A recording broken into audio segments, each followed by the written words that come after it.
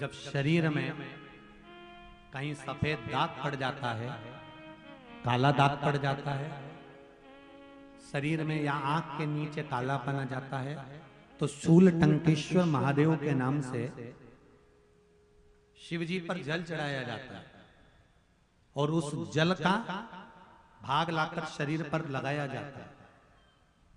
जहां पर भी दाग होता है शरीर में से, वो धीरे धीरे समाप्त होना चालू हो जाता है। इतना शूल टंकेश्वर महादेव का वर्णन। प्रयागराज में त्रिवेणी संगम पर सिद्ध बट के पास में शूल टंकेश्वर महादेव का मंदिर है, जहां पर भगवान सूर्य नारायण ने शंकर जी का स्मरण किया। देव ऋषि नारद वहां बैठे हैं, आनंद छाया है।